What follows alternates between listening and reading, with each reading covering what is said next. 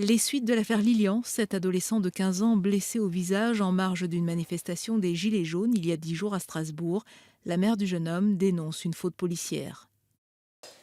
Il aura fallu 6 heures d'opération pour remettre en place la mâchoire fracturée de Lilian. Contraint de rester chez lui, le lycéen de 15 ans doit garder ses broches encore 6 semaines et ne peut consommer que du liquide pour l'instant, avant d'entamer une rééducation. Ce 12 janvier, journée de manifestation des Gilets jaunes à Strasbourg, il venait de s'acheter une veste. Et puis, Le train lui prenait trop de temps, du coup on a attendu du cré qu'on l'a mis, on allait voir. Au début on n'arrivait pas à voir parce qu'on était trop loin. Du coup mon ami il s'est rapproché, mais j'ai dit non, reste pas ici, on nous prend pour des gilets jaunes.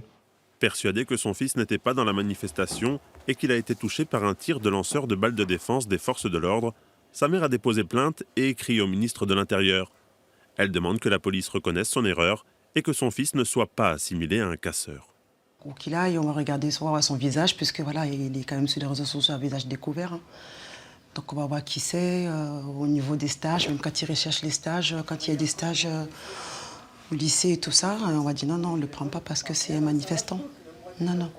Filmé par un témoin, ces images que nous nous sommes procurées et qui ont été remises à la police semblent aller dans le sens de la version du jeune homme.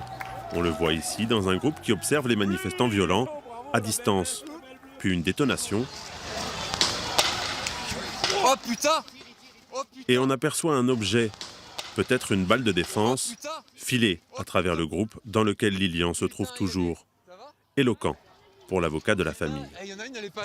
Ces vidéos démontrent que Lilian était simplement au mauvais endroit, au mauvais moment et qu'il ne faisait absolument pas partie ni des Gilets jaunes ni des casseurs. Des conclusions qu'il ne nous appartient pas de tirer. Erreur de la police, blessure causée ou non par un tir de lanceur de balles de défense, c'est désormais à l'enquête de répondre à ces questions.